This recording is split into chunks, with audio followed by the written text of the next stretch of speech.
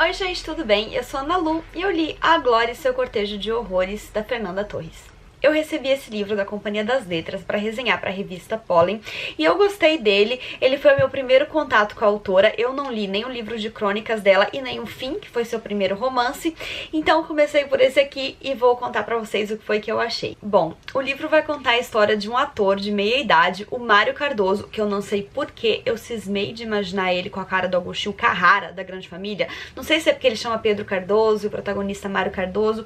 Enfim, eu só imaginei o cara com a cara do Agostinho. Se vocês forem ler esse livro agora, vocês estão ferrados, que vocês vão fazer isso também. Mentira. Enfim, a gente vai acompanhar a vida do Mário Cardoso através da voz dele mesmo. Ele vai começar a história no tempo presente, contando o que tá acontecendo na sua vida agora.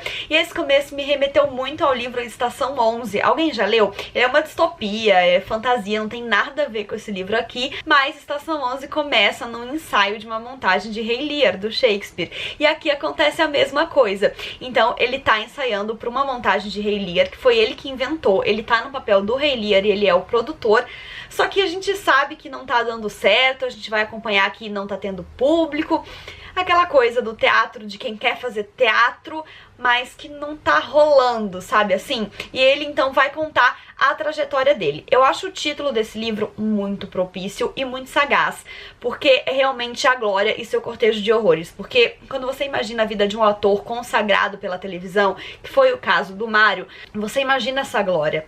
Só que essa glória tá na frente da cortina, e atrás da cortina a gente vai ter os bastidores, e esses bastidores estão cheios de horrores. Eles são um verdadeiro cortejo de horrores. E é isso então que o Mário vai trazer pra gente. Ele vai intercalar passagens da vida atual dele com passagens da trajetória dele, desde quando ele decidiu ser ator, situações que ele passou por causa disso. E a gente sabe que isso tudo tá sendo contado com muito conhecimento de causa, porque Fernanda Torres é atriz, né? Então ela tem total entendimento desse mundo que ela tá retratando. Vou comentar uma coisa que eu acho que é, enfim, particular, meio minha e tal, mas talvez alguém se identifique. Eu tenho um pouco de dificuldade em comprar uma história que tá sendo narrada por um protagonista de gênero diferente do autor. Então, assim, eu demorei a me conscientizar de que o Mário era um homem, porque eu sabia que era a Fernanda Torres que estava escrevendo, então me soava como uma personagem feminina. Eu não sei mesmo se os autores acabam por levar um pouco deles pra personagem, e por isso eu sinto que eu tô lendo na voz deles, ou se não, ou se é coisa da minha cabeça, mas o fato é que eu também tive muito problema com isso lendo Felicidade Conjugal, do Tolstói, onde acontecia, né, o inverso, era o Tolstói contando um livro escrito em primeira pessoa através do ponto de vista de uma menina jovem. E sei lá, eu achei que não colou, sabe? Aqui até colou mais do que com o Tolstói, mas ainda assim eu tive dificuldades pra entrar e pra comprar a história desse cara. Mas enfim, isso foi só um comentário. Um blurb na capa diz que a Fernanda Torres é uma das vozes mais provocativas da literatura atual.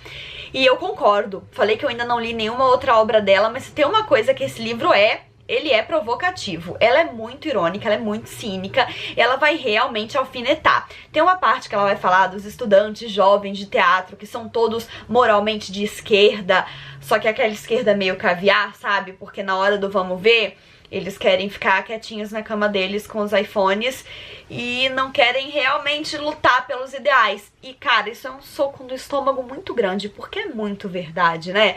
Você pode até ter os ideais, mas até aí ir lá fazer com que eles aconteçam. Então ele conta uma história de quando o grupo de teatro dele vai fazer umas apresentações sobre o problema da classe operária e, enfim, desse tipo de assunto no interiorzão, assim, onde era tudo meio mato. E primeiro que, assim, os trabalhadores sumariamente rurais, eles não entendem muito bem o texto teatral, porque ele é muito pedante, muito rebuscado. E em segundo lugar, a Fernanda mostra, assim, de forma nada sutil, as diferenças reais entre esses jovens com ideais de esquerda e as pessoas que estão numa situação nada favorável. Então, tipo, as pessoas dormiam cedo pra acordar muito cedo e trabalhar, enquanto os jovens de esquerda ficavam bebendo a madrugada toda e acordavam às 3 da tarde. E aí ela fala que de cara a gente tinha um problema grave de fuso horário. E por favor, né, que soco no estômago é isso. Enquanto eles ficam lá bebendo e reclamando dos problemas do mundo, a galera que tá lidando com eles tá acordando às 4 da manhã pra trabalhar.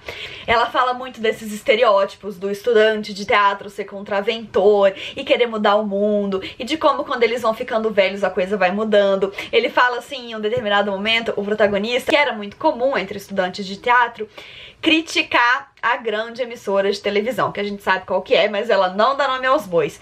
E que, enfim, um dia ele acaba indo fazer novela e de repente aquela grande emissora de televisão que ele odiava era o lar dele, era tudo que ele queria, porque ali ele tinha prestígio, ali ele tinha dinheiro, ali ele tinha um trabalho mesmo. E ele fala que, enfim, na crise da meia-idade, ele resolveu tentar romper com isso, então ele acabou brigando com o pessoal da TV, arrumando escândalo, falando mal, indo defender o teatro que ele acreditava, o teatro clássico de Shakespeare, que não tinha público nenhum.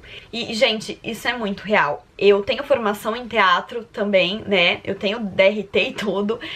Tem um tempo já que eu não atuo, mas enfim, eu estudei teatro, eu gosto bastante de teatro.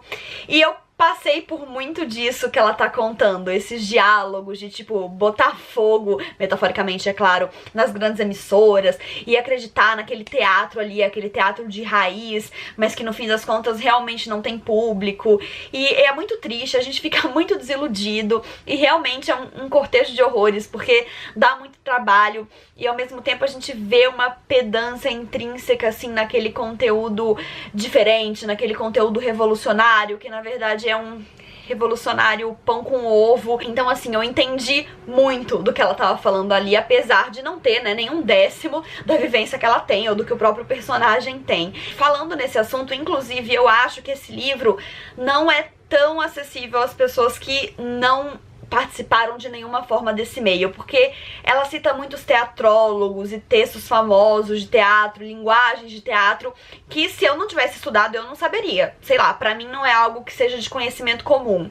Então eu já ouvi falar que o primeiro romance dela, ele é mais generalizado, assim, fala mais de pessoas e de envelhecer e de vidas humanas, ou seja, de coisas que todo mundo passa. Mas esse livro não, ele tem um nicho mais específico que eu realmente não sei se consegue chegar a todos os públicos, mas também não sei se é esse o interesse dela. Enfim, só queria fazer esse adendo de que eu me senti mais próxima da história porque eu entendia mais ou menos o que ela tava falando e que, enfim, talvez pessoas que não entendam gostem um pouco menos, sintam menos essa proximidade. Uma outra coisinha que eu queria comentar, que eu já até falei aqui antes sobre as vantagens de você ler um livro nacional e entender melhor, né, do que se trata a conversa. Esse livro, ele é bem regionalista, por assim dizer, né? Então o personagem, ele fica muito entre São Paulo e Rio e descreve bastante essas cidades. Então ele cita grandes avenidas, ele cita viadutos, ele cita bairros.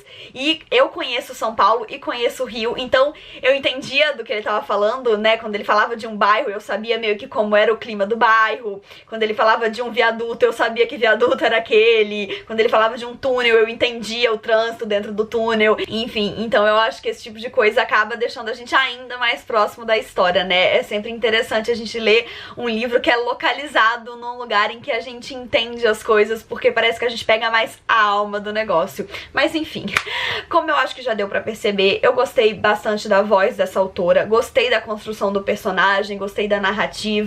E, enfim, eu quero ler O Fim ainda esse ano pra ter esse novo contato com ela.